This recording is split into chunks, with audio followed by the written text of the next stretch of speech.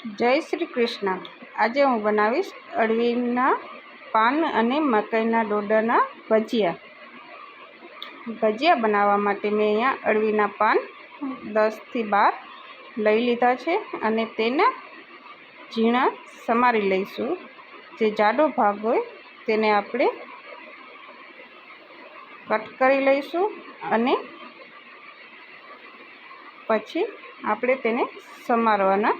અત્યારે વર્ષા ઋતુ છે તો અળવીના પાન પણ ખૂબ જ સરસ આવે છે અને ખાવામાં પણ ખૂબ જ સારા અળવીના પાન।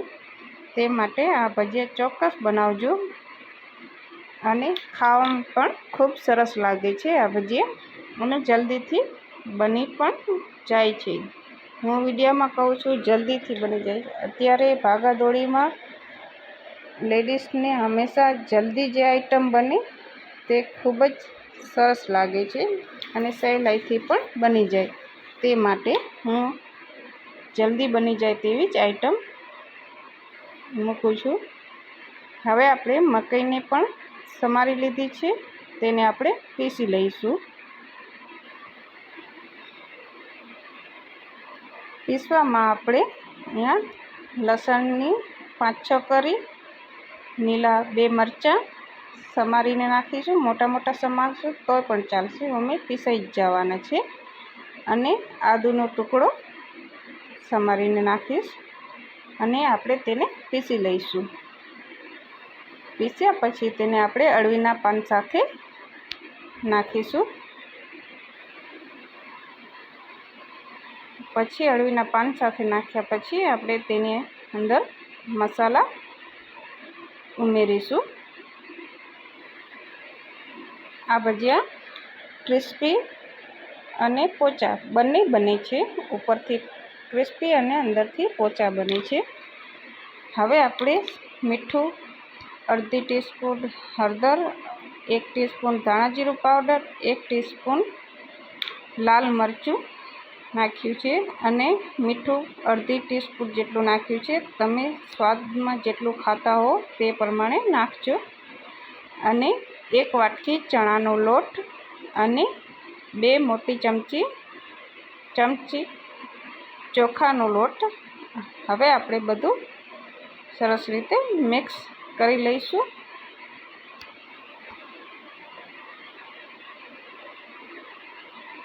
આપણે આની અંદર પહેલાં પાણી આપણે નહીં નાખીએ, જો પાણીની જરૂર પડશે તો જ આપણે તેની અંદર ઉમેરીશું।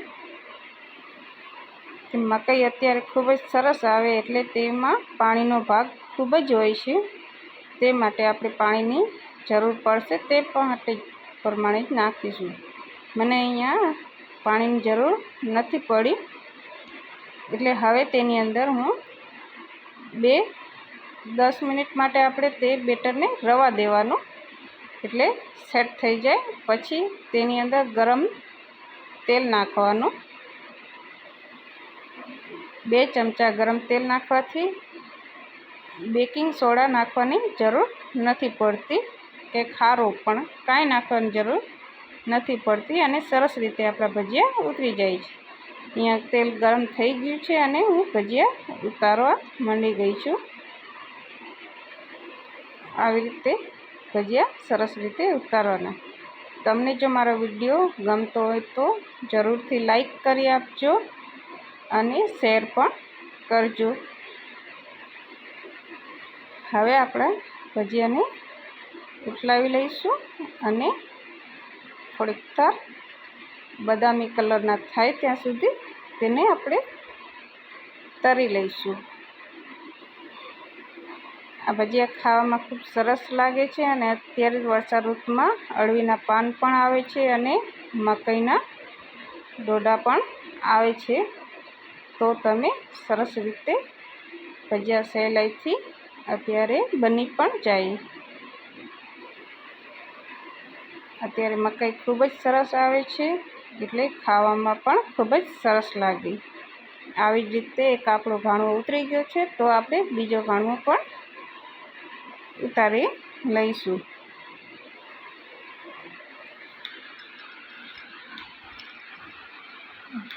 મારો બીજો ઘાણો ઉતારવામાં વિડીયો સ્કીપ થઈ ગયો છે, એટલે તરત જ બીજો ગાળો પણ મેં ઉતારી લીધો છે. તો મારા ભજીયા ગમ્યા હોય તો વિડીયોને લાઈક, શેર અને સબસ્ક્રાઈબ જરૂરથી કરી આપજો અને બેલ આઇકનને પણ જરૂરથી દબાવી દેજો.